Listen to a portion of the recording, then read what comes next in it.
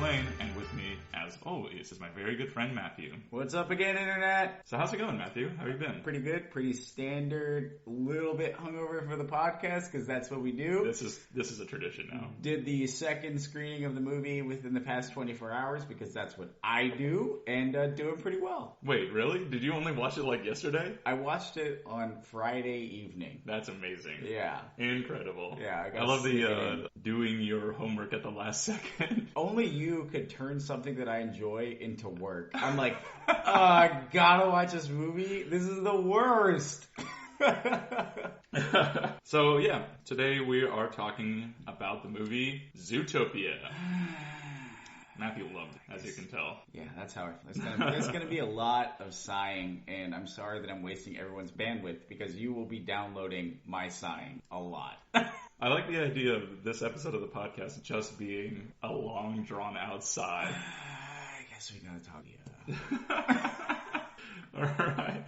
So Zootopia obviously came out in 2016, new movie. It had 3 directors in this part. That's kind of weird to me. It had Byron Howard, Rich Moore, and a co-director of Jared Bush. None of those names sound familiar to me. I looked up Brian Howard, and you're going to hear the trope Big-Eyed Orphan Animal Adventure a lot from me. And he was director of many Big-Eyed Orphan Animal Adventures. And the reason there were 3 directors is because you needed one to direct the Big Eye portion, and one to direct the orphan animal, who isn't an orphan, but fundamentally is. And then you needed one to direct the adventure part, because you needed everything baity. And it's just too much bait for one director. Apparently, also the 3 directors are also 3 of the contributing writers.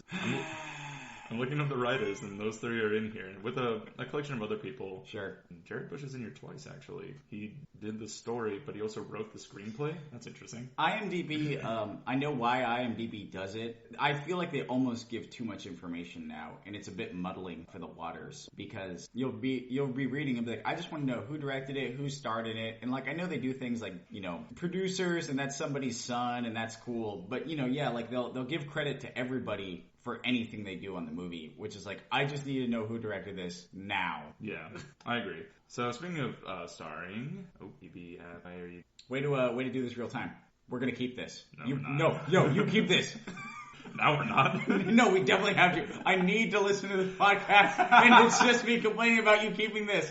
Alright, we'll see. Okay. Alright, so it's starring Ginnifer Goodwin, who I am not familiar with, though she did a good job. Jason Bateman. Who I love. Arrested Development. Fantastic. Yeah, super great. I'm glad that I now am aware of Jason Bateman, where before I was always like, oh look, it's Malcolm Reynolds, aka Nathan Fillion. Wait, what? But yeah, for some reason, I'm like, white people all look the same. That's true. All white people do look the same. They look the same to me. I mean, every time that I would see Jason Bateman credit for anything, I'd always go, him?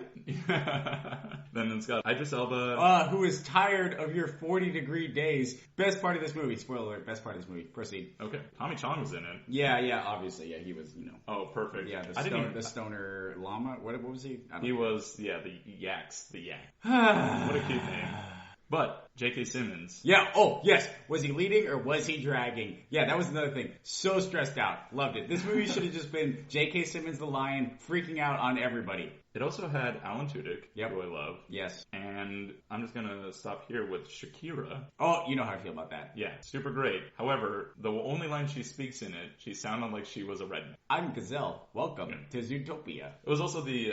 Yeah, she talks of... Yeah. What did she say? She's like, This isn't the Zootopia I know. Something. Yeah. No true Scotsman. Boom! Oh, actually, I'm going to mention one more person, because I just happened to... John DiMaggio's in this. This is totally a cohesive segment. I don't edit these things. I don't care. Oh, I think that John DiMaggio was the Fennec Fox. Oh, Bender, right? Yeah. Cool. Yeah, the guy who does Bender. But the drill sergeant in it is someone whose name is Fuchsia. However, here's the best part and the reason why I'm bringing it up. There's an exclamation mark at the end of her name. You're dead, Carrot Stick. All right, moving on. So, Zootopia is a movie about a young bunny who all she wants to do is be a cop. It starts out with this play presenting, it's supposed to introduce both her character being like outgoing and wanting to do anything, like trying. Yeah, very can-do attitude, which I appreciate. But it also explains the history of the world where there used to be predators and prey, and then they evolved somehow to no longer be predators and prey. Even though those species still exist, but apparently basically the predator-prey relationship has been eliminated. Right, exactly. Yes. And they're no longer savages, as they describe it later. So they have a play describing that. Which, I really enjoyed that. That mechanic I liked. Yeah, because, what a lazy director could have done was be like, text over the screen and be like, over 2,000 years, basically kind of the text. I really enjoyed the play mechanic. Yeah, I agree. And I actually very much liked that play, especially because Judy Hopps, our main character, she dies in it, quote unquote dies, ketchup bottle. Squirts, ketchup, and I'm just like, this is going to be a good movie. But the person who steals that scene is the sound effect kid, the kid who's like doing like, oh, that's right, he's playing the piano and he's like. It's kind of like the improv shows we go to. Yeah, exactly. Yeah. He was killing it. And, like, every time he would stare directly at the screen. Yeah. And he had this like deadpan, like wide-eyed look on his face, like he didn't know what he was doing, but he clearly knew what he was doing. Yeah, but that's the thing. Like, kids are nervous when they're doing stuff. That's what that is definitely a portrayal of what a children's play would be like, which is why it's so fantastic. Right. So that was perfect. During the play, she is interrupted by a fox named Gideon. Yes. Gideon Gray, I believe. It's Gideon Gray, but I 100% filled it in as Gideon Graves the entire time. Me too. Then I would be like thinking about Scott Pilgrim. Yeah.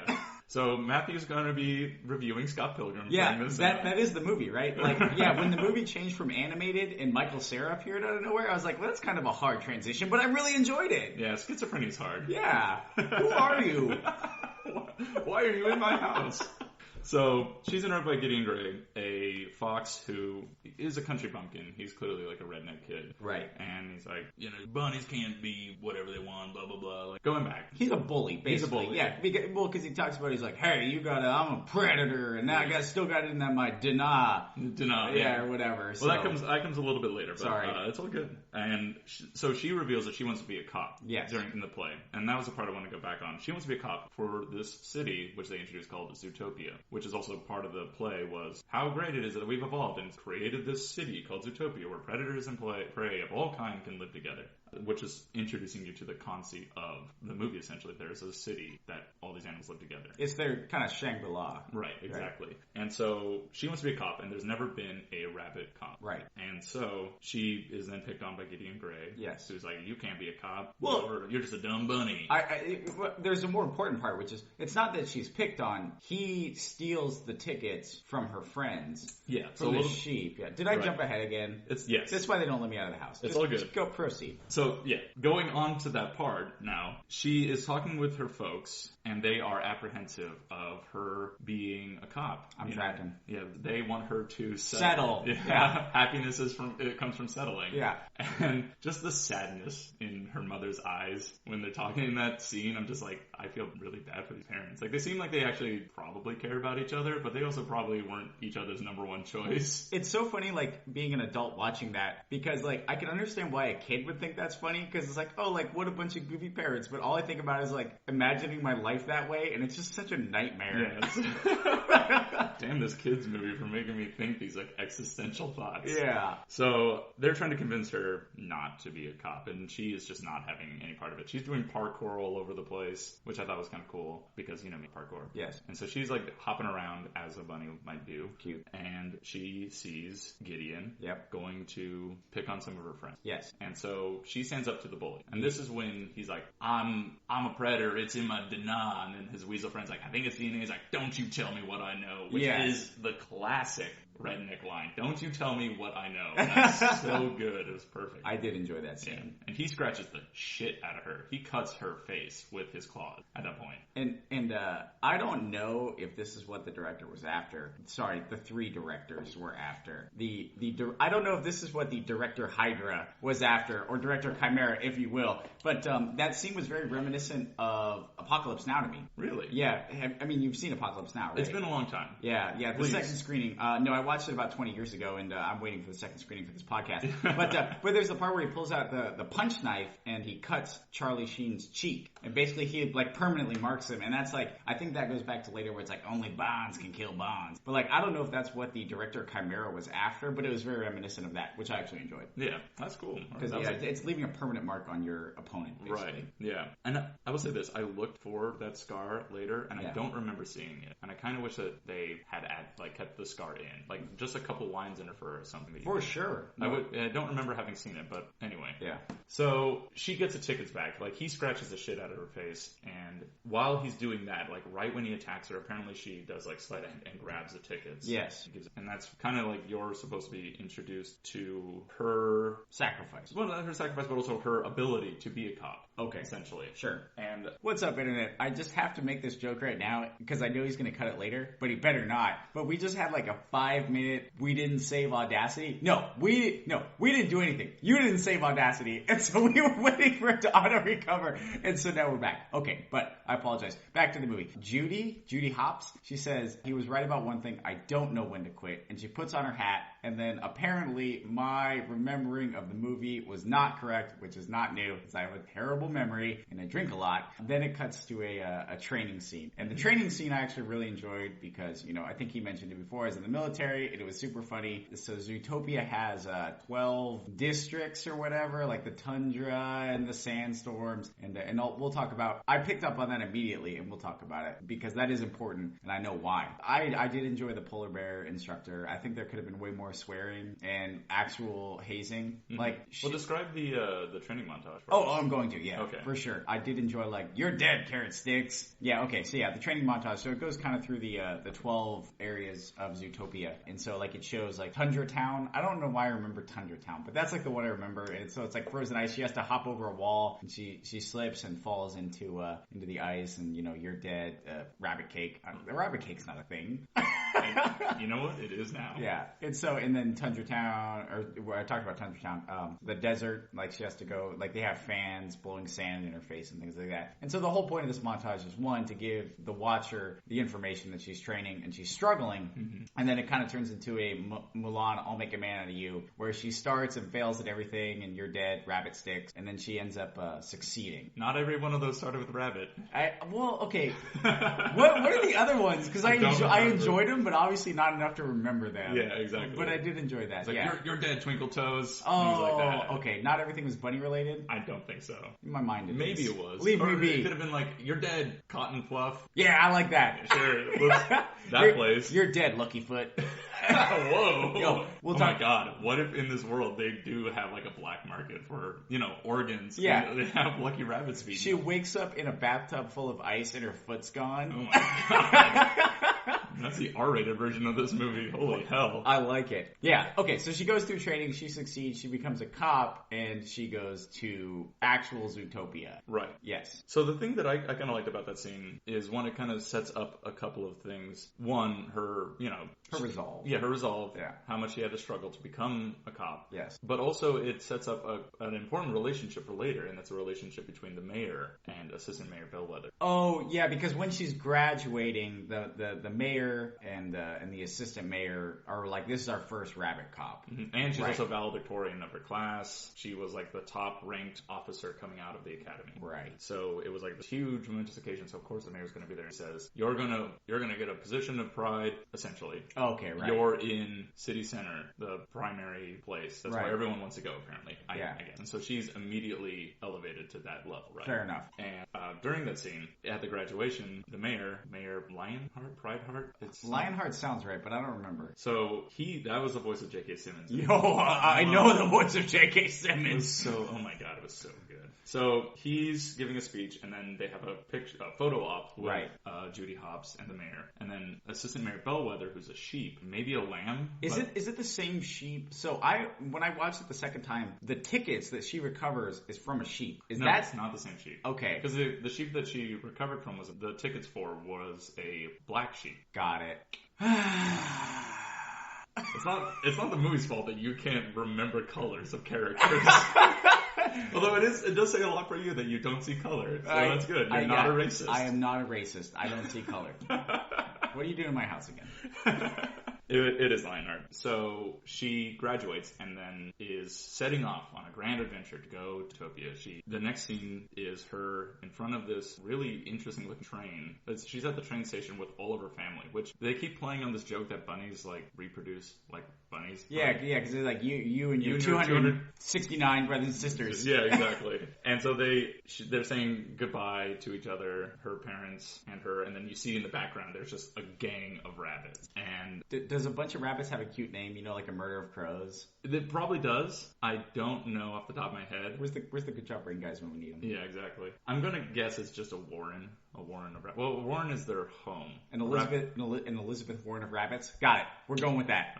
Wow, that's a reference I don't get, but sure, let's go with that one. So she's saying goodbye to her parents, and it's the kind of a comedic scene where her dad's like, "Oh, boo-hoo," like he's the one who breaks down instead of the mom, right? And that's kind of funny. Role reversal. Yeah, exactly. And he gives her a bunch of fox repellents because apparently rabbits and foxes have a history of being enemies. Makes sense. And I guess I don't know. Well, I think that's kind of harking back to that predator-prey relationship right. that the world has evolved past, but it's still there. Yeah, Which, by the way, foreshadowing subtle racism. Not even subtle racism. But I do love the fact that he's giving her like, oh, you don't know, you can't trust those foxes. And his wife is like, you play poker every week with the fox. And he goes, yeah, and he cheats out his ass, essentially. And I'm just like... I love this character. I love her dad. Her dad is so great. And is her dad voiced by anybody famous? Sorry, I know you already did the IMDb thing. It is Stu Lake, or no, his name is Stu Hops, and it's Don Lake is the voice, and I don't recognize that name. Neither do I. But here's a fun fact, though. Bonnie Hunt is the voice of her mother, whose name is Bonnie Hops. Wait, Bonnie Hunt? Yeah. Isn't she from Harry Potter? Isn't that Ginny? She might be. No one knows. All right, moving on. Yeah, I was like, yeah, totally. Anyway, so she says goodbye to everyone, gives them a hug. She takes one thing of pepper spray. Fox repellent, essentially pepper spray, from her dad's gift bag. Yeah. And she's off. And at that point, so this is the part that's kind of interesting. And it's one of those things like the movies do, where they have like this is clearly a packed train, but she's the only one who's up in like the sky window area. Which is dope AF. Yeah, I want to be on that train. Yeah, seriously. I was actually wondering about that, and I noticed that the second time I saw the movie, is like, why do they have that? And it's for the giraffe. Okay. Yeah. I accept that point. So there's a ledge for smaller people to stand on, obviously, right. because that's what she's doing. But if you look, when she's pulling into the city, there's like a couple giraffes whose heads are poking up. Okay, I enjoy that the movie did that and then gave you that information, which I obviously didn't pick up on. Good for them. And that, I'm going to tangent for a second. The species that I was most concerned about during this entire movie were the fucking giraffe. Okay. Because everything seems like it would be so inconvenient for them. Yeah. So she is up on the Sky train and she plays the Shakira song. Try Everything. I totally just blanked on that for a second. I'm like, I listen to this song a lot because I actually really like this song. Oh, I love it. It's a good song. You Latinas are so hot-blooded. Oh, wow. Remember, Matthew's not the racist. Yeah, I don't see color. We talked about this. So she's playing the song, and they're pulling in, and they're kind of showing the city. It's their music video. Here's what's going on in the city. So she pulls in. And it goes through the areas of Zootopia. Yeah. So and can I cut in here for a second? Sure. So as listeners, our two listeners from the first episode, all I do is flip out about everything all the time, and like I will flip out about the Hunger Games and how it's basically a ripoff of Battle Royale. And I know that's not groundbreaking opinion, but on that train. I was just like, Hunger Games, it's the Hunger Games, it's the Hunger Games. These are the districts, it's the Hunger Games. Like that's all I could see when I was watching it, and I hate that. Oh, wow, that's incredible, because I did not at all get that, but I'm glad that you had that.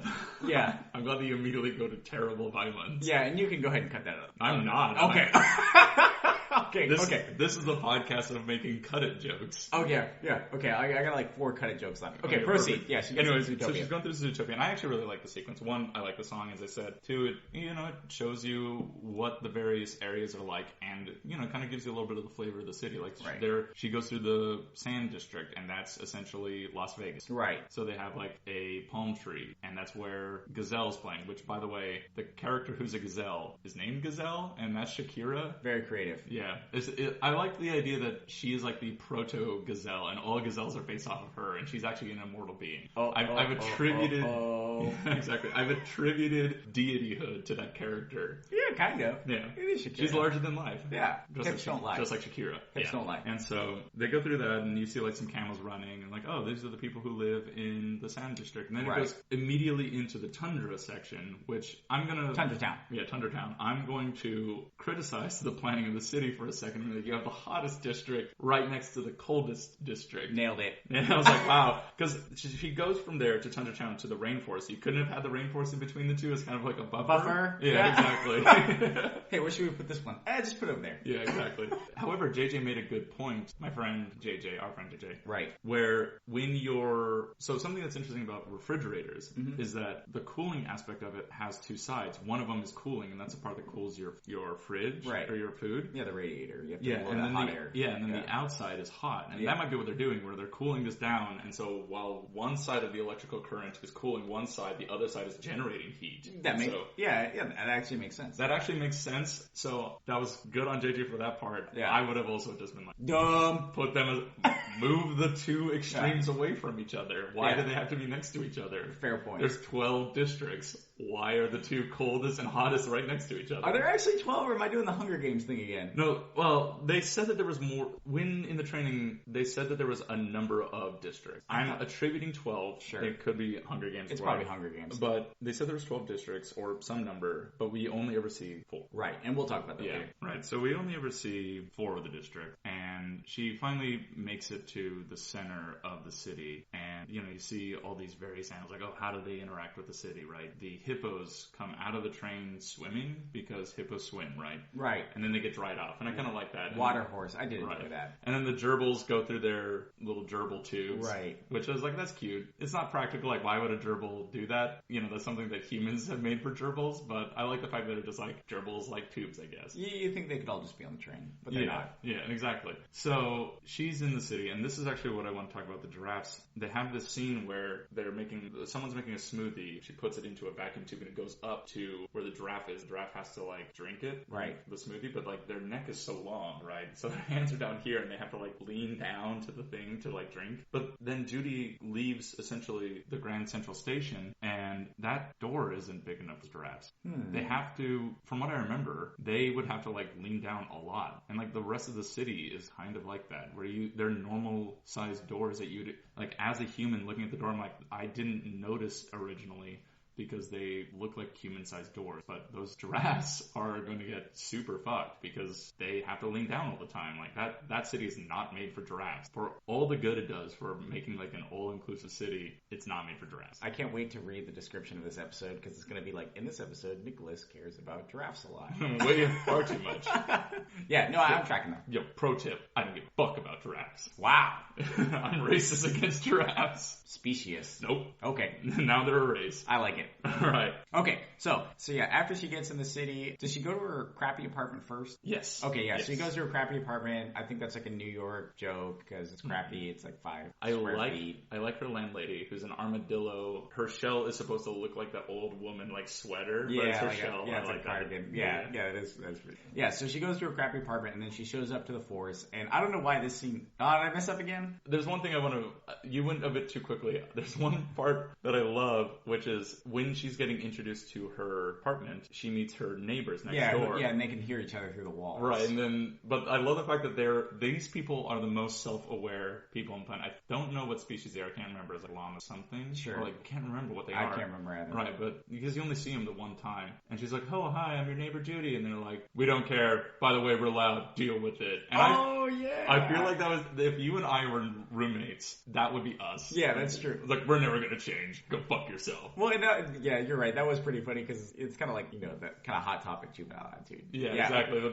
they totally are self-aware. They know that they're assholes, and they are never going to change. Just like us. Yeah. Love it. High five. High five. Okay, so she shows up to the forest, and I don't know why this scene is so funny, but when she tries to give respect knuckles to the rhino, well, she does give respect knuckles to the rhino, and then, like, because I think I enjoyed this so much, because his sigh was basically how I felt this whole movie. He was like, and then he gives her respect knuckles and pushes her over. Yeah. And then it literally moves the entire chair, which Yeah. means that she had to have been tensing up her entire body for that thing. rabbits have strong cores. Yes, definitely. I don't know if that's true.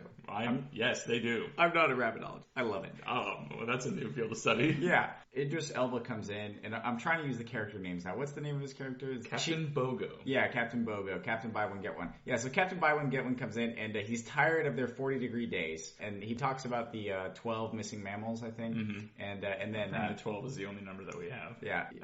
I believe there's 13 missing cases. Spooky, Chris. Okay. All right, so 13 missing mammals, and he basically assigns pretty much everybody to that case, right? Except Judy Hopps. Right. Who he makes not even a glorified meter maid, just a meter maid, which I will flip out about later. No, you know what? I'm going to flip out about it now. Please do. So, yeah, so she's like, you have to write 200 tickets, and she's like... No, you have to write 100 tickets. 100 tickets, and she's like, I'm going to write 200 before noon, and she does it. And, like, I understand why a kid would think it was funny, but as an adult, I was just, like, flipping out. Because I'm like, stop! No, like, you're the worst! Yeah. Like, waiting by the meter for, like, the thing to expire and then giving them a ticket, I was like, I was like, this is not and that's how I realized, well, okay, I knew it was a kid's movie, but, like, that was probably the first awareness that I got that, like, kids' movies are for kids, because, like, a kid would be like, that's so funny, and an adult would be like, I hate this character. Because that's what I was feeling. Yeah, but, exactly. But the movie wasn't for me. And you're right. And so the idea is, I believe, is that she's trying to show, or they're trying to show that she will excel no matter what. Oh, I know exactly what they were doing. Yeah. The problem is, like, as an adult, I'll be like, and they actually address that later. Yeah. Moving on, people start to act like adults to her for giving tickets. Like, yeah. What a real hero you are. And things like that. They talk about that later, but we can get into that later. Yeah. So she does all of her ticket things like that. And then during this, she's, I think she's giving a ticket and she sees the fox go into an ice cream shop, Elephant. Yeah, Elephant. And she unsnaps, well, I guess she follows them because she's suspicious, subtle racism. And then she goes in and unsnaps her fox repellent. Yeah. And then, do you want to take over here? Sure. So she is in the ice cream shop with the character who you're going to meet, whose name is Nick Wilde. Yes. He's the fox, a smooth talking fox. And so there's a scene where he's trying to get a jumbo pop for his little kid who all he ever wants to be is a elephant. He loves all things elephant. Yeah, he loves all things elephants, which seems kind of a weird thing. Yeah. Like, it would be essentially in this. It would be if I, as a kid, was like, I want to be a black guy, right? If you follow the kind of the species thing, it would be. Yeah, I'm like, oh man, all I love are black people. Yeah. That part was a little bit strange to me. Sure. However, so they go through this whole rigmarole of like, I'm not going to sell you this popsicle. Like, we reserve the right to refuse service anyone. Blah blah blah. And Judy comes in and defends him, saying like, oh well, that guy is serving without health code violations. Yeah, health code violation. And so he gets his jumbo pop, and the kid walks away, or they walk away together after like having this brief interaction. The only reason why I am mentioning this brief interaction is because the kid is wearing a onesie with a elephant nose on it, or trunk. Yes. And it will, if you blow into it, will make a sound. Can I get a goodbye toot toot? Can I get a goodbye toot toot? Toot which toot. I loved because Don't you do it. I'm a huge fan of... Don't do it. No! Ah! Look at that waveform. So, yeah, I love Newt Newt, and when they did the toot toot, I was like, so good. So, she has a great first day, very positive. She writes the 200 tickets, and she meets and helps out this, single dad who all he wants to do, it's his kid's birthday, and all he wants is a jumbo pop, blah, blah, blah, blah, blah. And I can't remember if it was later that day. It's later that day, because she's giving more tickets, and she sees the kid, and she goes over to... little Toot Toot. Yeah, little Toot Toot, and then I think it's like he's pushing... I don't know, he's in the van. No, so she sees him, and she's like, oh, little Toot Toot on the street, and he puts a bucket under a rain spout. She's like, what? Oh, that's a weird thing for a kid to do. Right, yeah, because they put the popsicle on the roof. Right, they look up and they see the Jumbo Pop, which is an elephant-sized popsicle, which was only $15, so that's why they bought it, right? It was that's a rig reel. Yeah, that's a very good deal, but I imagine that's why the elephant didn't want to sell to a non-elephant, is the idea, right? So it's like $15 is fair for an elephant. However, it's too much popsicle for like a fox. I have a feeling it was just subtle racism. It was also like, I understand that. I understand that it's supposed to be like, oh, I don't want to deal with foxes, because apparently foxes are like the enemy of everyone in the movie. Everyone fucking hates foxes in this. Elephants could also be mega racist, and maybe they won't sell to anybody that's not an elephant. But also logistically, logistically, it's like, you know, $15 is fair for an elephant, but like, what the fuck is a fox going to do with this popsicle? That fox is going to put it on a roof and let it melt so that he can collect it and then make his own popsicles, which is what he does. Yeah. So he has this great hustle, and they call it a hustle, and I love it. That's so right. he buys the popsicle for $15, makes a collection of popsicles out of, when they go back to Tundra Town, represent. Yeah. And he walks through the snow, and they pour it in and make a bunch of small popsicles. That's what they're called.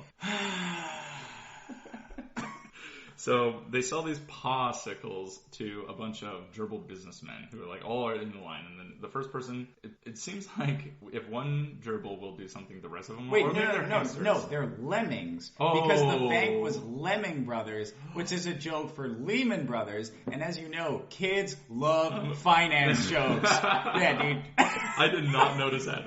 That was like the only thing I noticed. Yeah, that's amazing. They were lemmings because they followed each other, and it was a crack at Lehman Brothers. Yeah, so okay. They eat the popsicles, they throw it in the recycle bin, which they collect the sticks. Yeah, and they give the sticks to a rodent of some kind who's building a structure. Yes. And, you know, he remarks like, oh, what's with the weird color? And he said, they're redwood. Yeah. And so Judy's watching the entire time. She's like in the background. Yeah, she's following them the whole time. Yeah. Yeah, exactly. So Judy's watching them and confronts him later, like, oh, you scammed them and blah, blah, blah. And she's like, starts railing on him, and he has all the things that he needs. Like, he has like the letter of commerce, boom, boom. And like, he's like, I've been doing this every day since the day I was 12 or something. Yeah, something 12. Like that. It's like, you can't hustle, you can't play a player. Yeah. Right? Yeah. And so they walk away, and right when he gets away, that's the beginning of her next day. The next day is she has a bad day. Right. It's a terrible day. Like, people start like ragging on her, like, oh, that's the part where like, oh, you're a real hero, lady. Like, why don't you be a real cop? Blah, blah, blah. Like, why don't you stop an actual crime? And so she is just having this fucking terrible day. And she is going through all these things. She's sitting in her car, and I kind of like this scene where she's like banging her head, and she goes, I am a real cop, bam, bam, bam. This flash goes across the screen like someone's running away, and then you're like, okay, what's going on? And then this like pig comes up and is like, hey, lady! And she does the like, sir, if you have a complaint, file it, blah, blah, blah. Because she's obviously had to say that like 300 times today. And he's like, no, are you a real cop or not? She's like, I am a real cop. And he's like, then stop the person who just robbed my fucking flower shop. Yeah. So she chases after this weasel. It's a weasel. Yes. And they are running, and, you know, some police officers show up. Some other police officers show up, and they call it in. And she's like, I'll handle it, blah, blah, blah. Essentially, leaving her post, which comes to play later. Goes rogue. Right. And so she is chasing the weasel, and they jump into Rodent Town, or Rodensburg, or whatever, like the rodent district of Zootopia, and all the buildings are like super tiny. Right. And I thought that was kind of cool, right? It's like, it's for mice and like the smaller things. And it's like, just don't come in here if you're a big thing, because you might step on someone, essentially. Reasonable. Right.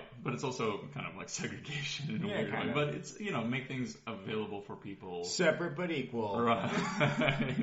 So she's chasing him through there, and they have this like interesting kind of parkour scene running through that, and she's trying to like, he doesn't give a shit about those rodents, and she's trying to avoid all of them, and to the point where he knocks over a bunch of buildings as if they're dominoes, and then she puts them all right back. Right, yeah, she stops the domino. Right, which, you know, she's a hero, right? She's a good character. Right. Good person. And so she stops all them, and they have this like great chase scene, and it ends with him throwing a donut at her, a giant like sign. Yeah, I think it's the Henry's donut. Right. Donut is what it's supposed to be. It's what it's supposed to be. And so she saves this one shrew lady's life. She's like, oh, I love your hair. And that, I only bring that up because it's important for later. Yes. And so she saves this one shrew's life, and then catches him with the donut, and then she, you know, boom, like the next scene is it's a hard cut to the police station. She like throws him into the main lobby of the police station because that's how you treat people. Protocol. That's protocol. Exactly. Yeah, as per protocol. Yeah. Like, don't handcuff him or anything. No, just keep him in that giant fucking donut. He's already in the donut. Right, exactly. Whatever. And so, you know, I know it's a kid's movie, but that was one of the times where I'm like, come on.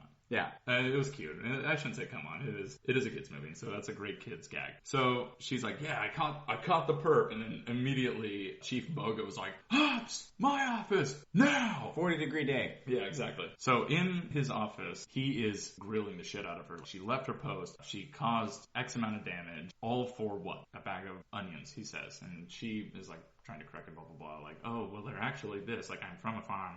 And all she wants is to be treated like a real cop, and he's not having any of it, obviously, because he thinks that she's just a token prey species, right? It's the affirmative action, I guess, is the reference that they're trying to make there. Subtle racism. And so he's like, you are fired. You're fucking fired because you left your post and blah, blah, blah. And he wasn't about to fire her. He was like, your ass is grass, blah, blah, blah, blah, blah. And then this woman named Emmett Otter shows up. The woman, not Emmett. Emmett Otter is the... Missing. Yeah. Missing. Mrs. Otterton is looking for her husband, Emmett Otterton. Sorry.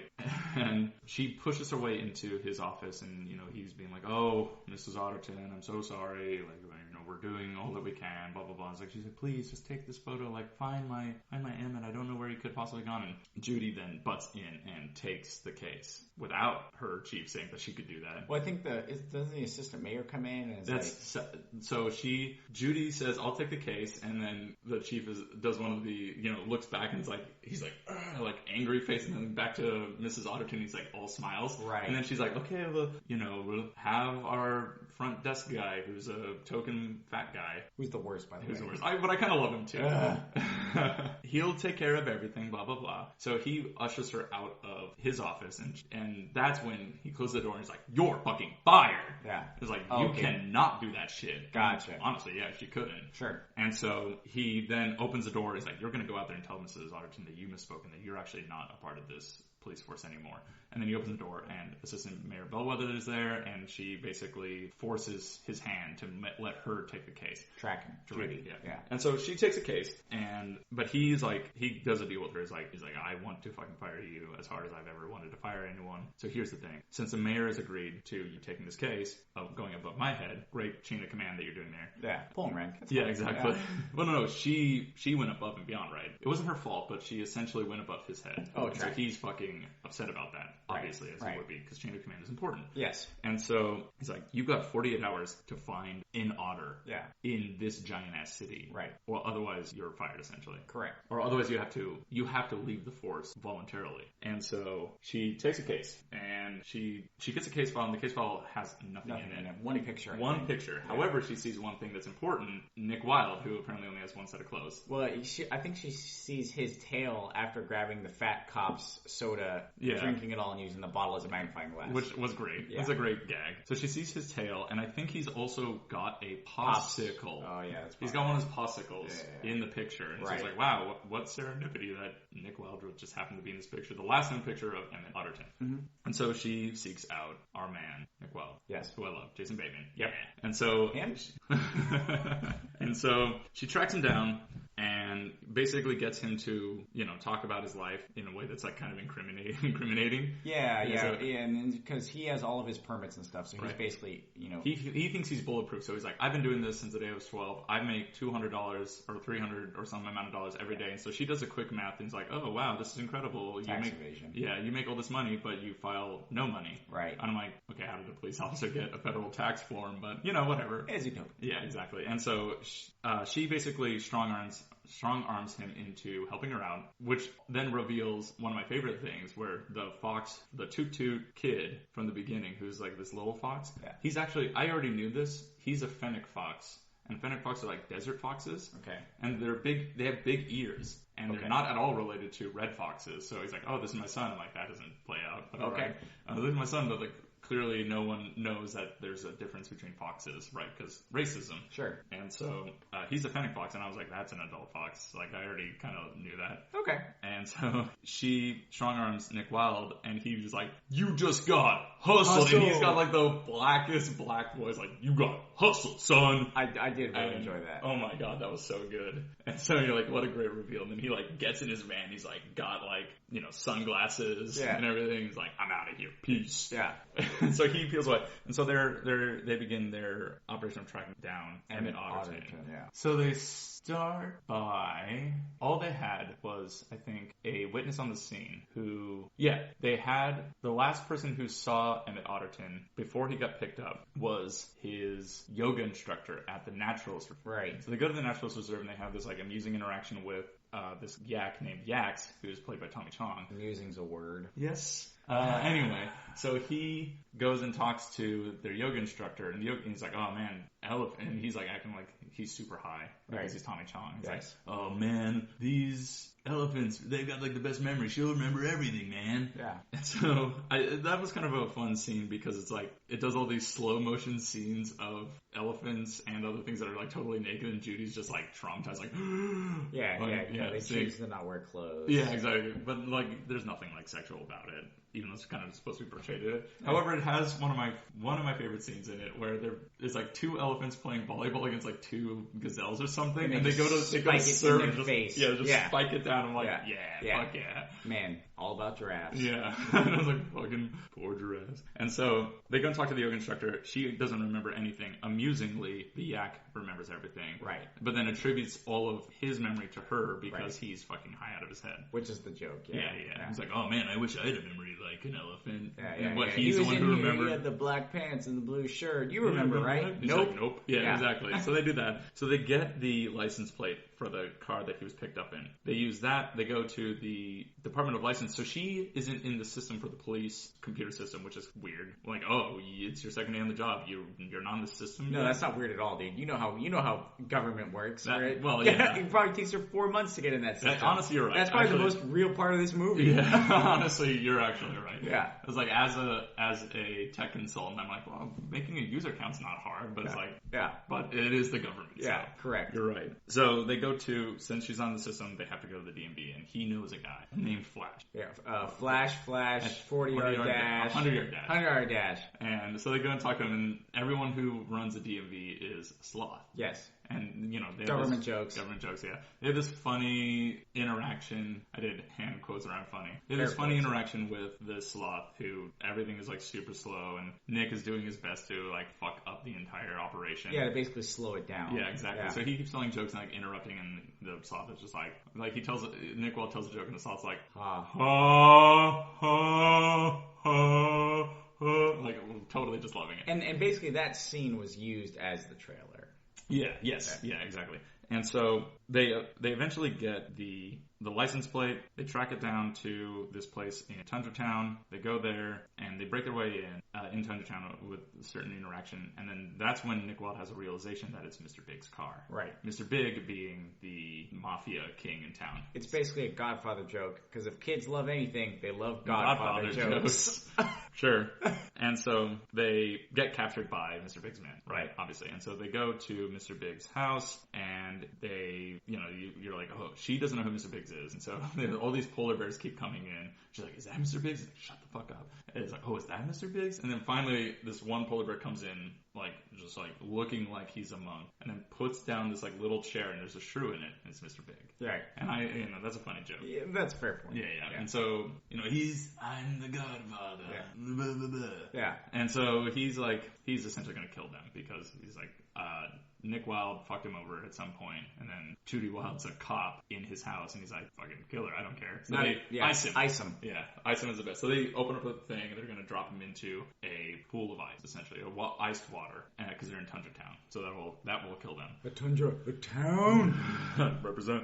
And so they get interrupted by Mr. Big's daughter, who's the same shrew that she saved from the donut. Yeah. And then so they're like, oh, she saved my life, blah, blah, blah. And they have heartwarming interaction. They become best buds. There was another Godfather joke, which is you can't do it on the day of my wedding. On the day of my daughter's wedding. Yeah. You come to me on the day of my daughter's wedding. Yeah. Save me for this. Yeah. And so, they get saved by serendipity. And then suddenly he is now 100% on their side. They attend his daughter's wedding, they have the cake, and they eat it. Yeah. And so then he tells the story about the fact that Emmett Otterton is his florist, and he had something important to tell the shrew, apparently. And he sent his chauffeur. So he says, go find my chauffeur. They go and find his chauffeur, who is a Black Panther not a Black Panther as in a member of the Black Panther movement. Right, yeah, it's just a panther who's black. I think all panthers are black. I think a Black Panther is a jaguar that's black. Well, they're all the same cat, essentially. Yeah, correct. They're all jaguars, but I think a panther has to be black. Yeah. This is Guatemala all over again. Yeah, wow, great. Yeah. I guess you're right. I suppose, yeah, it's Cougars, panthers, and jaguars are the same. It just depends on where they're from. Cougar's not the same. Oh my god, we're gonna edit this out. No. Okay, this stays. Oh, more cut of jokes. No, they are the same. No, cougars. No.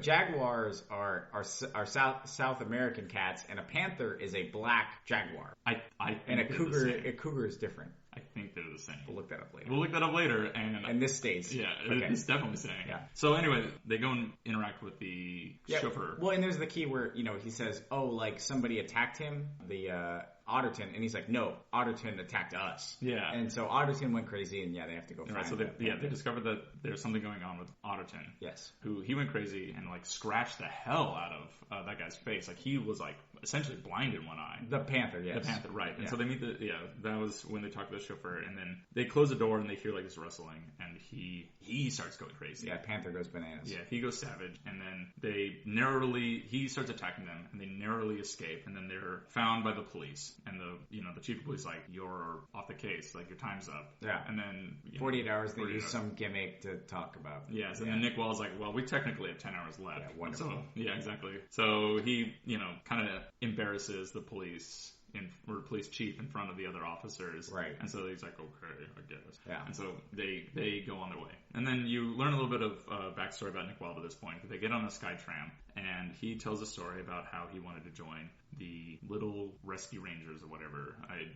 Essentially the Boy Scouts. Yes. And so he goes, and like his mother saved up enough money to have him go join that. And he joins them, and everyone seems like they're like, "Yeah, cool, welcome to the club." And then they like gang beat him. They like beat the hell out of him. Put a muzzle on him. Yeah. And they're like, we never let a predator like you join us, blah blah blah blah. And so you have this revelation about Nick Wilde's character where he wanted to be a good guy, but society kind of beat him down, and he became a bad guy. Well, not a bad guy, but he's a con man. Right. He was living in the margins of society. Right. Sure. So they have this revelation about the traffic cams. Cameras, yeah. Right, so, we can find out where that car went using the traffic cams. So they go and they talk to Assistant Mayor Bellwether, and she helps them out, and you kind of learn a little bit more about, like, the relationship between the mayor and the assistant mayor. And so she gets them access to the cameras, and they use that to track down essentially where the car went that was carrying Emmett Otter after he went savage. Which is a dam, I think, right? Yeah, so they go to the dam, and there's all these wolves out front who are essentially mercenaries. Yes. Right, and they sneak in and discover all of the predators that they've been looking for. Everyone who's went missing were a bunch of predators. Yes. And so they're all crazy savage. Yes. They look like animals in the real world. So you discover at that point that the mayor's involved. He's trying to keep this hush-hush and trying to figure out what's going on with these predators. Because he's a predator himself, and like he says, can you imagine if they found out? Right, yeah. The city. Yeah, exactly. And so they get found out. They're like, "Oh, someone's here," and so they leave. And Judy's recording the entire thing. She gets called by her parents at like the most inopportune time, which is actually pretty true because fucking parents will call whenever they want. Yeah, no, that's fine. That's my terrible iPhone ring. Yeah, okay, I don't have an iPhone. Great job. So they escape the dam with the information, and they bring the mayor to justice, essentially. Yes. The mayor is handcuffed and led away, and he's like, "No, I'm trying to protect the city, blah, blah, blah. Like, I was just doing this for everyone. Like, we don't know what's going on." There's a press conference about what's going on, and Judy Hopps is hailed as a hero, so she's giving the press conference, and Nick is like giving her a pep talk about how to do a press conference. And she's like, "Hey, you should be my partner." Because they're buddy cops now. Yeah, now they're buddy cops, exactly. Yeah. It's like, "You should be my partner." He's like, "Oh, I'm so touched, blah, blah, blah." And she cracks under pressure, fucks up, and basically accuses predators of being like savages. Right. They're the ones who were like more predisposed, because she heard that from the scientists in the dam. Right. She heard some things. She was basically just repeating that, but she said it in a way that was very insensitive. Hey kids, subtle racism. Yeah. The press conference goes poorly. She essentially accuses predators of being savages. Right. And Nick picks up on that. Nick picks up on that and is like, "Fuck you. Like, we're not friends anymore." Yeah. She's devastated by that. She loses her friend, and then it cuts through this whole like montage of riots that are occurring, and like these people are like, "Predators, get out, blah blah blah." Yeah, Zootopia is breaking down. Yeah, Zootopia starts to break down, and amusingly, the new mayor, Mayor Bellwether, now the former assistant mayor, she's now the mayor, wants to make Judy the face of the police station, and Chief Bo goes totally in on it. He's like, "Oh wow, you are a great cop. If only I'd ever given you a chance," essentially. Right. And she turns it down, and she quits the force, which is amusing because that's what her Chief Bogo wanted in the first place. Right. But she leaves because she doesn't think that she all she wanted to do was make Zootopia better, and she made it quantifiably worse. Worse, yes. Yeah, and so she leaves the force. And she finds herself back on the farm. Yeah, and so she goes back to the farm, and, it's kind of basically a thing about, settling. She becomes a carrot farmer. She's helping her parents, and,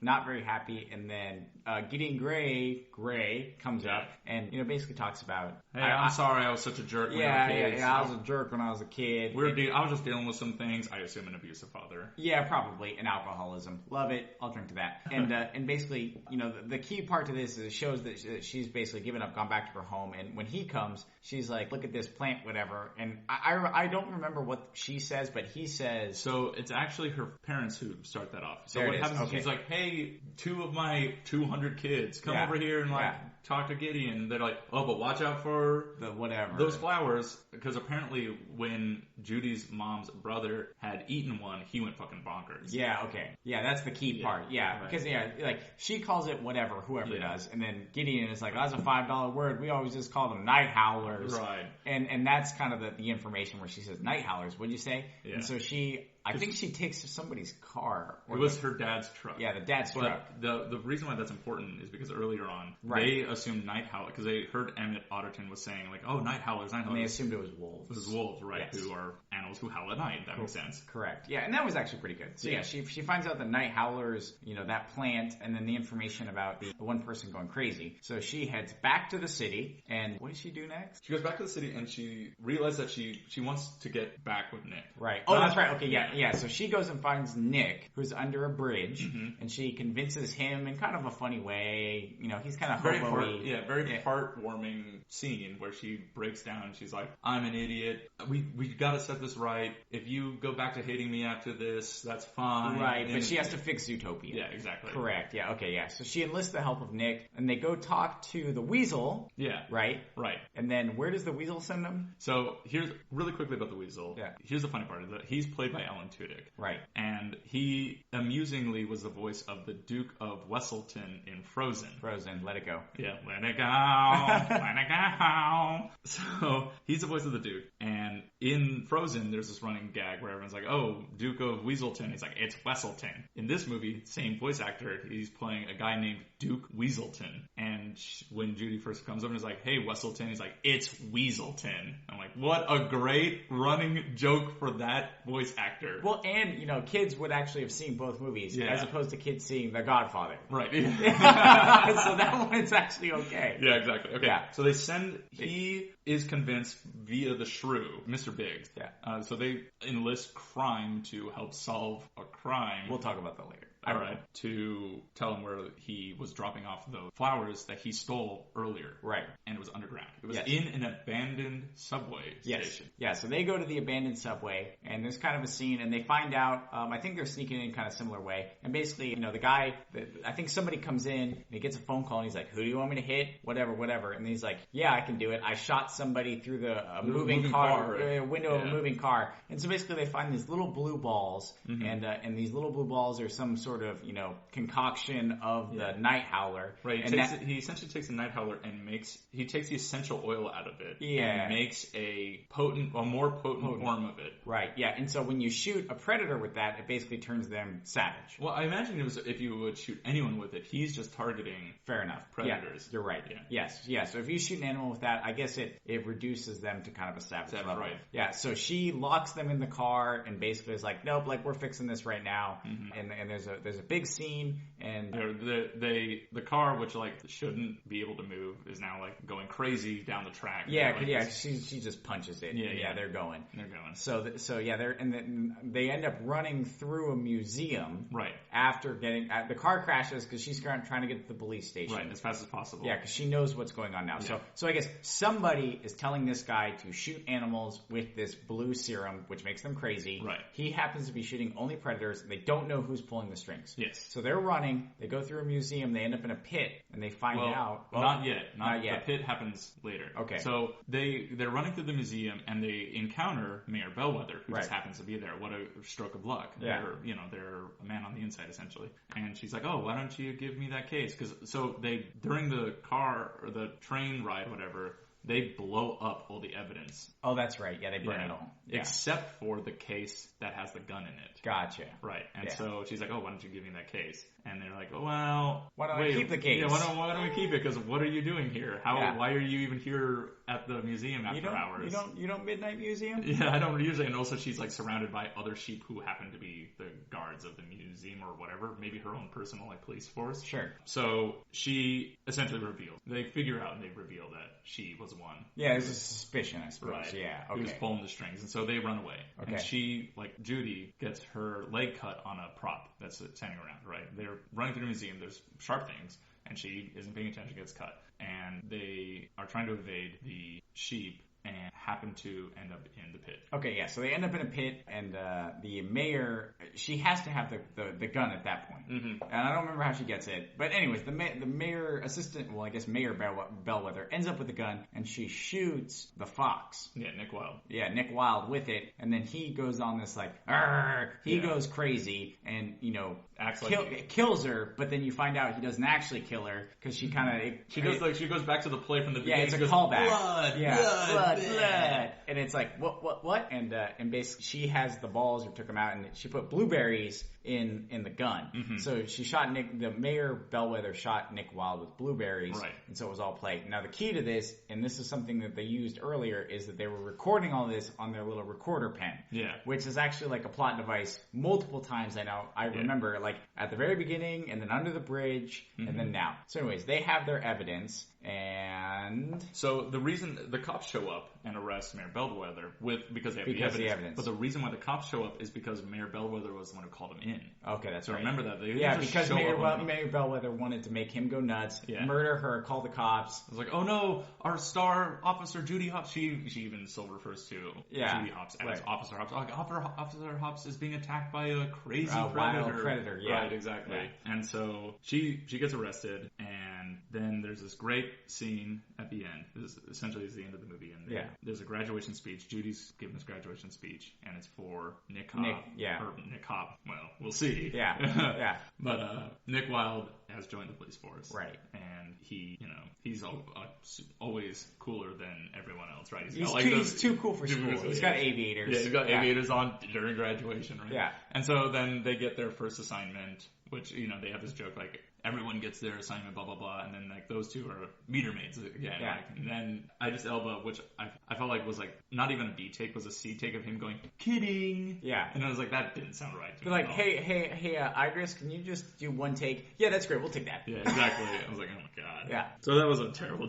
take. But then, so he gives them, he's like, someone's been speeding around, blah, blah, blah. And the last scene that you see is them tracking down this guy who's being like a drag racer, and it turns out to be Flash, 100-yard dash. And so they have this like fun joke at the end. Yes. And then it wraps. It wraps with the music video of Shakira. Sorry, which Gazelle.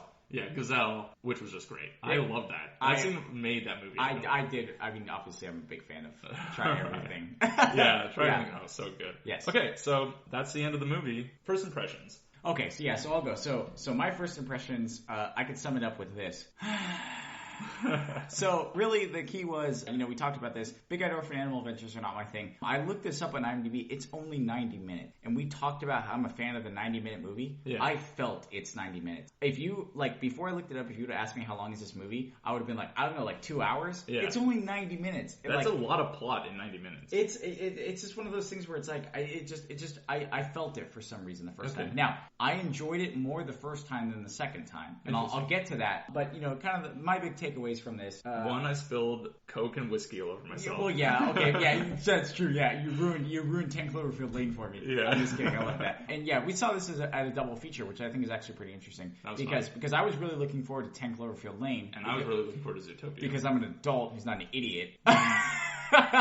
But I felt its length. I basically flipped my lid over the meter maid because I understand why kids would find that funny, and I found it annoying. The questionable police work, as in like are there no wiretapping laws in Zootopia? Yeah, I guess not. Yeah, apparently not. That's the thing that I did want to bring up. Was like even with my first screening, I was like, you are an officer. There's a difference between parking enforcement officers and actual officers. Well, and there's a point where she's like, can you jump in there? And he's like, you can't come in here. You're a cop. And she's like, not if I have questionable cause. That's entrapment. Yeah. Don't kids know about entrapment? So, and that's the thing is that, you know, it's like, I think that this movie wanted to have fun for the kids and fun for the parents, because you don't have Godfather jokes if you don't want to have fun for the parents. Right. But I feel like any good parent would just be flipping out about wiretapping laws and entrapment, but probably not. Also, I don't have kids, so I don't know. Yeah, exactly. I think most people would just be like, oh, well, that was a fun movie, right? They would the jokes are for adults. They would take like the Tommy Chong jokes and the nudist colony jokes are for adults, right? Correct. And there's some funny parts there for kids, but those are definitely like the more adult skewing jokes, right? And so, yeah. But most people would just be like, anything like the entrapment and all that, unless you're us who are like maniacs, right? That would just fly over most people's heads. They'd be like, what an easy plot device for this character. Fine. It plays. Let's go. And I've been on the other part of that where, like, there's movies I loved as a kid, and I watched them, and then I watched them as an adult, and I was like, oh my gosh! I was like, that's terrible! Oh my gosh. Yeah, that's an inside joke. But, okay, so other stuff. There's 12 districts in Zootopia, however many there are, and we only saw 3 of them. Yeah. Which to me was basically like, okay, I was like, okay. City Center, Desert, Rainforest, and... Town! I don't know why I love it. So when I was watching that, I was like, well, guess we got 3 more of these coming, because that's basically where I thought they were going. Yeah. So, you know, overall, it's like, I actually enjoyed it the first time because I did not know what was happening. I enjoyed it more the first time. Right. Because I didn't really know what was happening. But overall, my impressions for the first screening were... Yeah. Okay. And that's fair. And I actually had a lot of fun with this movie the first time I saw it. I thought this was an awesome movie because we went, like I said, a double screening. We watched this and then 10 Cloverfield Lane. And just going into watching this movie, I liked everything about this movie when I first saw it. Like, the characters are great. I felt the CGI is beautiful. This is like, we just watched Gravity as our last episode, and this puts Gravity to shame. No. Yes. No. Anybody can make an animated movie. Did you see how well animated the fur was on every single character? That was incredible. Well, okay, but here's the thing, though. This is why Gravity is way better visually, because blending real life and animation and making it look like real life, really, really hard. Making 100% animation nowadays, okay, so Toy Story was revolutionary, right. But nowadays, I don't think it's that hard. Right, but I mean, I would say, think about Toy Story in your head. Sure. You've got this idea, like the rose-colored glasses, like how great Toy Story looked. But then, like, go flash forward to like Zootopia. Like as a person who watches a lot of animation, Zootopia is groundbreaking in like the amount of detail in every single one of those characters. I'm not kidding. Hair and fur is one of the hardest things to accurately just like make in CGI. Sure. And they did such a good job. I guess. Yep. I loved it. So like as a fan of animations, I'm like, holy shit, it blew me away. Okay. The scenes were beautiful. Everything was great. It looked real enough, and obviously not real. Right. You know, no one's got eyes who are a half of the size of their head, right? Right. That's not how, you know, that works. They're still making a movie. Right, exactly. And so, but it looked beautiful. I was just blown away. Everyone in it I liked, even like the throwaway characters, like the fat leopard at the beginning, right? Or at the police station. Cop movie tropes, right? Yeah. Who turns out to become like best friends with the chief because they both like Gazelle. Yeah. The only apparent he has singer. like a Gazelle app. Gazelle makes him dance. Like he's like, look at it, it's me, I'm dancing. Yeah. I'm like, I love that guy. Yeah, fat dumb cop at the desk. The fact that he had a donut in his like neck fat, I was like, oh god. How do you think about fat people, Hollywood? Yeah. So that I was like, obviously it's got its issues. It's a kids movie, blah blah blah. But I was blown away because I wasn't expecting anything out of this movie. I walked in with the trailer. The one I saw was with fucking Flash. Because it's the funniest scene in the movie. I don't think so. Okay. However, I will say this: the reason why I don't think that is the case is because we saw it together. Yes. And you laughed so much at this movie that it made me laugh. Yeah. The fact that you like don't like it is so incredible to me because like you were ecstatic with laughter throughout this entire movie when we watched it together, and like it made me laugh a lot. Like the scene where like the respect knuckles and like she pounded and they pushed her away with that chair. Hilarious. That's hilarious. That's legitimately hilarious. But like I would have been like, haha, that's a funny joke, but like you were just like, yeah, and then that made me laugh my ass off. So I actually really liked watching this the first time with you because I maybe this is something about you and maybe it's a detriment to me. It's like you are quicker to laugh. Yes. And that's not a bad thing. It's like, oh, what a simpleton. That's not what I'm trying to say. It's like, it's awesome that you're able to laugh at things. It's my optimism. Yeah. I look for the best. So if I can find something funny, then I'm going to make it really funny. Right. And so I really enjoyed watching this with you. And so, I really like the plot. The fact that it was about essentially racism and stereotyping in a kid's movie and actually actually addresses it in a very respectful way, but it doles out aspects of racism in real human society to various animals in it, right? So there's Judy Hobbs at one point says the leopard at the front is like, oh, only bunnies can call other bunnies cute, right? It's like how you shouldn't say nigga, right, if you're a white guy. Which, whoops, I totally just did, but like you shouldn't say that, like that's not a word that we should use, right? Right, and that's another adult thing, which is like, I don't think a kid would understand that subtext. Right. An adult obviously would. So they have that, but then they also have another one, which is like, oh, you should, like, don't ever touch a sheep's fur or her fleece. Was gonna make how he basically sexually assaulted her. He touched her without her consent. Yeah. But she like totally didn't notice or didn't care. Yeah. Maybe maybe says something about Bellwether. Yeah. I did like the fact that they named her Bellwether, because if you don't know, a bellwether is the leader of a flock of sheep. Okay. So that it's foreshadowing for her, essentially, like, she leads this like cabal of sheep who are trying to take over the city. My lack of sheep knowledge gets me again. How did you not know that? Yeah, maybe you just had so much previous knowledge about animals before this movie that you were able to take more away. Yeah, exactly. Yeah. That might be the case. So anyway, I very much enjoyed it the first time. I walked out, I was blown away, and then we went and saw that terrible trash movie, 10 Cloverfield Lane. Yeah, that's basically, in case anybody was curious about where we stand on the double feature, I think we've covered it.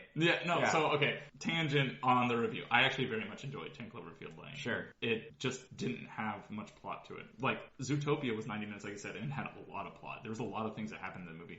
Like, nothing happens in 10 Cloverfield Lane. I know that we disagree on movie styles, and I feel like you might be confusing events with plot. Because there's a ton of plot in 10 Cloverfield Lane, but there's not a lot of events. Oh, I guess. But I mean, there's a lot of plot to this as well. A lot of things happen, and there's a decent... Okay, I yield the point. Yeah, there's a lot of plot. However, a lot of this plot also has a lot of events. Right, yeah, I will agree with that. Yeah. And maybe we'll have to talk about that another time. Yeah. But anyway, 10 Cloverfield Lane, good movie. Go see it. Number one best movie ever made. I don't agree with that. Neither do I. Remotely. John Goodman, though. Oh my god. Yeah, best supporting actor. Yeah, best actor. You should just get the best actor award. I agree, that was fantastic. That was amazing. Anyway, so second screening. The name of the podcast. Yeah. So what were your impressions the second time you saw it on Friday? Yeah, okay, so you were right. I did enjoy it the first time. I laughed. Optimism. The second time, I enjoyed it less, and it's because I knew what was going to happen, and it was the thing where it's like, okay, the first time I laughed, I enjoyed it. You know, I'm not a kid, and this isn't the movie's fault. It's just like there was I think you're right that it did address racism in a very subtle and probably good way for kids. But as an adult, I was like, got it, thanks. Yep, there it is. Mm-hmm. Yeah, mm-hmm. Yep, there it is, got it. Yeah, and the second time, because I knew exactly what was going to happen, it felt like a chore. And that's why I was just, because I was like, I have to watch this because I said I would. Mm-hmm. The first time, it's like I didn't know what was going to happen. So at least I had that going for me. And the second screening, that was removed. And so basically the second screening was this kid's movie beating me over the skull. I already knew what was going to happen. So that any enjoyment was kind of removed. Mm-hmm. And that's kind of how I felt the second screening. Yeah, no, I will say this, and this might shock you. I cooled down on this movie really hard the second time I watched it. Much for the same reason that you were describing. When we went in to see the movie, I was amazed by all the new things that it presented. But a lot of the impact of this movie comes from what I will describe as shock value. Sure.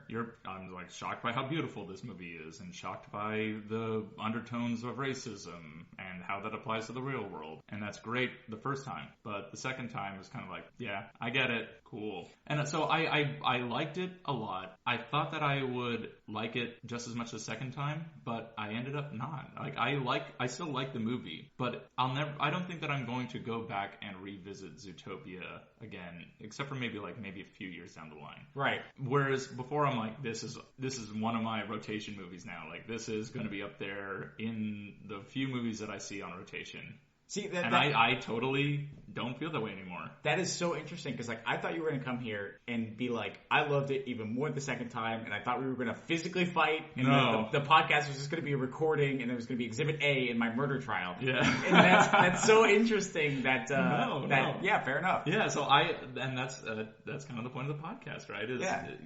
your opinions change over time. Yeah. And the first time I saw it, I totally bought the shock value they're presenting, and the second time it was just like, it didn't have as much substance as I remembered it having the first time. That's so interesting that we both have kind of a downward slope, like at the same slope, but our y-axis point is different. Yeah, like basically, exactly. like you started out super high, and I just kind of started out less. Yeah. Well, and amusingly, you kind of had the same reaction I did with Gravity. Yeah. Yeah. Yeah, where that's it's true. like you hated it the first time, and then you double hated it. Yeah, the I was second like, time. I doubled down on my hatred. Yeah. No, and you bring up a good point, which is, if you think about movies that just have replay value that you've seen hundreds of times for whatever reason, Terminator 2, Dread, Aliens, Predator. Okay, I guess we're figuring out what kind of genre wow, music great. I love. Yeah, all right. But yeah, things have replay value, and I think you're right that Zootopia. I think it's probably a great kids movie. The replay value is just probably not there. Yeah, I agree. However, it did have an awesome song that came out of it.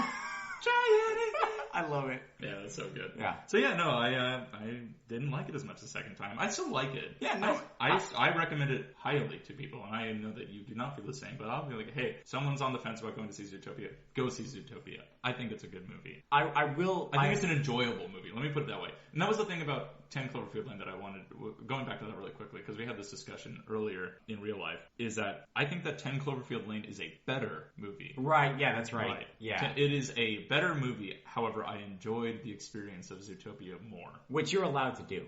Like, and Good. Thank God. No, okay, not just you. In general, Right. you're allowed to like bad movies. You're allowed to enjoy anything you want. I'm not saying Zootopia. I think Zootopia is a good movie. I think it's a good kids movie. It's just not for me, and it probably had, as you pointed out, does not have the best replay value. But yeah, you're totally allowed to say that I enjoy something. Right. Yeah. Anybody Exactly. is. Yeah. Our internet listeners. Cool. So yeah, Zootopia was a pretty good movie. Yeah. I liked it. I recommend it, but maybe don't watch it twice in a month. Yeah, I would say that yes, it was a good kids movie. Definitely worth one watch. And I'm so sorry for all the parents that will have to watch it hundreds and hundreds of times. Yeah, exactly. However, it is nice to look at, so you can take that away. It is a beautiful looking movie. And I will, going back to our last episode, this is a better movie than Gravity. Whoa! Yeah, Bold! 100%. Bold. God damn, nothing fucking happened in Gravity, and a lot of things happened in this fucking movie. And this movie had more things that were actually human than fucking Gravity did. So I actually am bringing this up because of the joke you made where the guy who doesn't like simple movies wants us to watch a wide-eyed orphan animal movie. Big-eyed orphan animal adventure. This movie was surprising in the fact that it had a lot to say about society. Hey, kids, subtle racism. Right, but it had at least something to say that was actually human, whereas like with Gravity, it was like, hey, these fucking nerdy scientists, right? I will absolutely say that it did address subtle racism for kids, which is good, and it did not do it in a baby way, and I will give you that, absolutely. Right. So this is a better movie than Gravity. Yeah, it's not hard to be better than Zero. It's not Precious, based on the novel Push by Sapphire. I've not seen it. So all right. So I guess that's pretty much it, right? Yeah. So for our next movie, we're gonna see a movie now. We're gonna change things up a little bit. Are we? Yeah, because I've actually already seen this movie. That's right. Yeah. So we're gonna pull a fountain, but not quite because I've only seen the movie once. So yeah, in the movie, my first screening of this movie has already been accomplished. So now I have a second screening that I need to do. Yes. You have. I have two screenings I need to do for the movie Neuromancer. Is that a book? Yeah, that's totally a book. Oh, okay. I was like, huh? Oh, okay. Well, I guess we're doing Snow Crash. Oh, dude, yeah. Okay. No. As my cohort pointed out, Neuromancer's a book, so I guess we're gonna have to do It Follows. Yes, It Follows. The movie set in what time period Detroit? About question marks? I'm gonna be honest. I'm just gonna watch RoboCop. Wow. All right. All right, so join us next time for It Follows on the Second Screening Podcast. Second Screening Podcast. Can I get a goodbye toot toot? Toot toot.